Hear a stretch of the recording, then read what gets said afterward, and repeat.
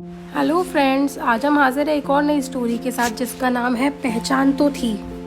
सुरेश की हंसी ने आज मेरे दिल को तार तार कर दिया था। पर अब मैंने सोच लिया था, जीवन ने मुझे अपने मनचाहे जीवन साथी के साथ जीने का मौका तो नहीं दिया, लेकिन अपने सम्मान और अपने अस्तित्व को बनाए रखने का अवसर मैं किसी हाल में हाथ से नहीं जाने दूंगी। जाने क्यों दिल ना चाहते हुए भी तुम्हारे ही ख्यालों से सरोबार है। आज पीछे मुड़कर देखती हूँ तो सब कुछ पाकर भी सब कुछ हार चुकी हूँ मैं। कहने को तो जिंदगी को सुखी बनाने वाले तमाम साधन हैं मेरे पास, लेकिन जिंदगी को खुशी देने वाला वो पल नहीं है, क्योंकि तुम जो नहीं हो मेरे पास। सुख सिर्फ भौतिक साधनों में नहीं होता, सुख होता है अपनेपन में, एक दूसरे की फिक्र करने में, एक दूसरे के साथ घंटों बिना बोले यूं ही बैठे रहने में। उस रात भी तुमने मुझे यह समझाने की बहुत कोशिश की थी जब तुमसे सारे रिश्ते नाते तोड़ने आई थी मैं। कल्पना, तुम शायद अभी मेरी परिस्थितियों को नहीं समझ रही हो, लेकिन एक दिन आएगा जब तुम्हें यह एहसास होगा कि तुमने क्या खोया है। माना आज मेरे पास तुम्हें देने के लिए अपने प्यार और सम्मान के सिवा कुछ भी नहीं है, लेकिन मैं इसी कोशिश में जुटा हूँ कि जल्द ही वो सब कुछ हासिल कर लूँ जो तुम चाहती हो। बस थोड़ा इंतज़ार कर लो। अमित, तुम जानते हो कि मेरे बॉस मुझसे बेहद प्रभावित हैं और मुझसे शादी भी करने के इच्छुक हैं। तुम बताओ, उन्हें मना करने का क्या आधार है मेरे पास। मेरे घर वालों भी इस रिश्ते से काफ़ी खुश हैं, वो अब मुझे और समय नहीं देंगे। कल्पना, प्लीज़ जल्दी से तैयार हो जाओ, आज मिस्टर वर्मा के यहाँ पार्टी में जाना है। सुरेश की आवाज़ से मेरी तंद्रा भंग हुई और मैंने यादों के कारवां को वहीं रोक दिया। बेवन से मैं तैयार होने लगी तो सुरेश ने फिर टोका, तुम्हारा मुंह क्यों लटका हुआ है? प्लीज़ ये मेलोड्रामा शुरू मत करो, फेस पर स्माइल होनी चाहिए। सुरेश, मुझे कल रात से बुखार है, मन नहीं है कहीं जाने का। तुम मिडिल क्लास लोगों की यही तो आदत होती है, हाई क्लास सोसाइटी में रहने के सपने तो देखते हो, लेकिन यहाँ के मैनर्स एडिकेट्स जरा भी नहीं आते। गुस्से में कहकर सुरेश पार्टी के लिए अकेले ही निकल गए। मैं फिर चुपचाप बालकनी में आकर बैठी। ये तारे देख रही हो कल्पना, निराशा के बीच भी आशा जगाए रहते हैं कि रात कितनी भी अंधेरी हो हम टिमटिमाना नहीं छोड़ेंगे। तुम्हारे साथ बीता हर पल इन्हीं तारों की रोशनी की तरह है, और तुम मेरे जीवन का चांद हो। अमित की बातें फिर रह रहकर याद आने लगी।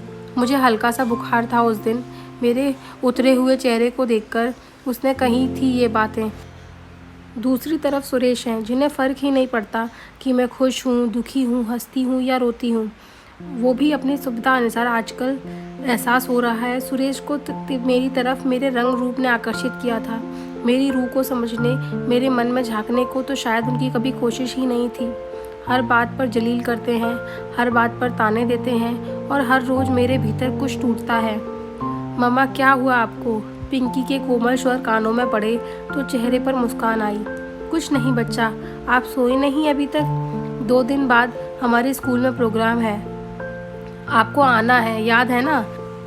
पिंकी ने पूछा तो मैंने प्रॉमिस किया उससे कि हाँ याद है, मैं और उसके पापा दोनों आएंगे। सुरेश मुझसे भले ही कैसा भी व्यवहार करते हो, पिंकी पर जान देते हैं। सो हम दोनों की उसके स्कूल गए। प्रोग्राम शुरू होने ही वाला था कि मेरी नज़र जाने पहचाने चेहरे पर गई। अमित यहाँ पर? तभी उनका परिचय करवाया गया कि ये देश के जाने माने लेखक व साहित्यकार अमित जी हैं। इन्हें मुख्य अतिथि के रूप में अपने बीच पाकर हम सभी गौरव का अनुभव कर रहे हैं। प्रोग्राम खत्म हुआ। अमित ने भरी भीड़ में इतने सालों बाद भी झट से मुझे पहचान लिया। हमारे पास आकर बोले, आपकी बिटिया बहुत प्यारी और होनहार है, इतनी कम उम्र में इतनी अच्छी कविता लिखी है। उसकी प्रतिभा को पहचान कर आगे बढ़ाएं। सुरेश, ये अमित है, कॉलेज में मेरे साथ थे। कल्पना, तुमने कभी बताया नहीं कि तुम अमित जी के साथ पढ़ी हो। सर, मैं चाहता हूँ कि पिंकी की ट्रेनिंग का जिम्मा आप अपने हाथ में लें। मैं ठहरा बिजनेसमैन और कल्पना उसे क्या सिखा पाएगी? सुरेश की बातें दिल में तीर से चुभती हैं। कितनी आसानी से हर जगह मुझे बेइज्जत करने का मौका ढूंढ ही लेते हैं। खैर, खुद को संयत करके मैंने भी अमित से गुजारिश की, जो उन्होंने मान ली। अमित अब अक्सर पिंकी को स्पेशल ट्यूशन देने घर आने लगे। पिंकी की प्रतिभा से काफ़ी प्रभावित थे और अक्सर कहते थे कि कल्पना, पिंकी तुम पर गई है। मुझ पर? मैं सोचकर मन ही मन रो पड़ती।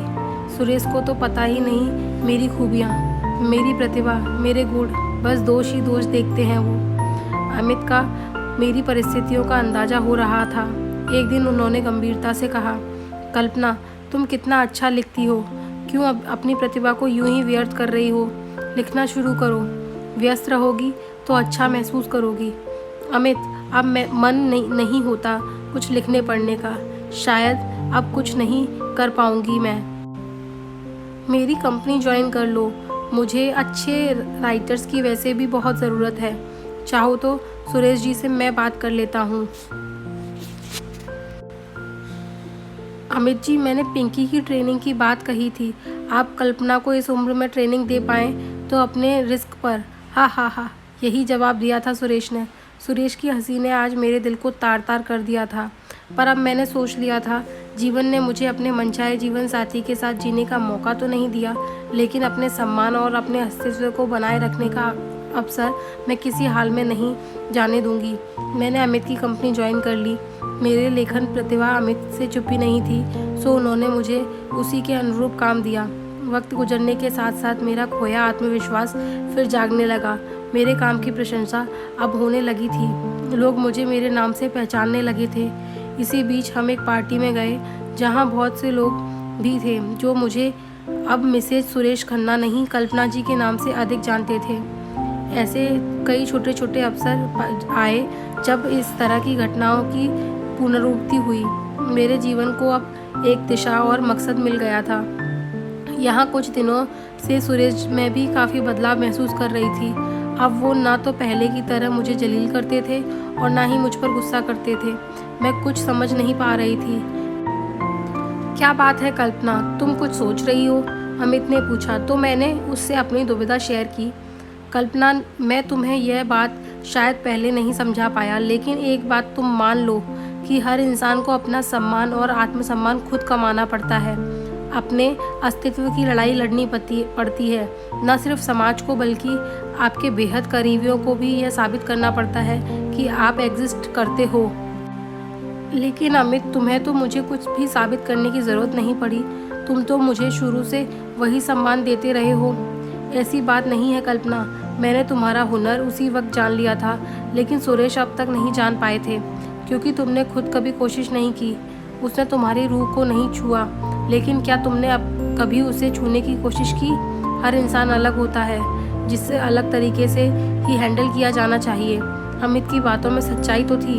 मैंने खुद को भाग्य के भरोसे छोड़ दिया था और बस सुरेश से शादी करके गलत निर्णय पर खुद को कोसती रहती थी, लेकिन सुरेश के सामने अपने अस्तित्व की लड़ाई कभी लड़ने की कोशिश ही नहीं की थी। आज जब मेरी अलग पहचान बनने लगी है तो सुरेश की नज़रों में अपने प्रति सम्मान भी नज़र आने लगा है। अमित सही कहते हैं कि हमें अपने बेहद करीबियों को भी यह साबित करना पड़ता है कि हम एग्जिस्ट करते हैं, यानी हमें सम्मान कमाना पड़ता है अपनी मेहनत और संघर्ष से। ज़िंदगी फिर से अब मुस्कुराने लगी थी। सुरेश का प्यार अब धीरे धीरे मेरी रूह को छूने लगा है। अमित, तुमने एक सच्चे दोस्त और पथ प्रदर्शक की तरह मेरा साथ दिया। किस तरह शुक्रिया अदा करूं? कल्पना, मैंने सिर्फ तुम्हें राह दिखाई, उस पर चली तो तुम ही हो, इसलिए खुद को पहचानो। अपनी मेहनत का क्रेडिट मुझे मत दो। सच कहा है अमित ने। आज रह रहकर वही गीत जेहन में उतर रहा है। पहचान तो थी, लेकिन पहचाना नहीं। मैंने अपने आप को जाना नहीं, लेकिन आज मैं पहचान चुकी हूँ खुद को भी, अपने रिश्तों को भी और उसकी ज़रूरतों व खूबसूरती को भी। इसलिए अपने आत्मसम्मान की लड़ाई खुद लड़नी चाहिए। अगर आप लोगों को मेरी ये कहानी अच्छी लगी हो तो मेरे चैनल को लाइक, शेयर एंड सब्सक्राइब करें। And thank you for watching.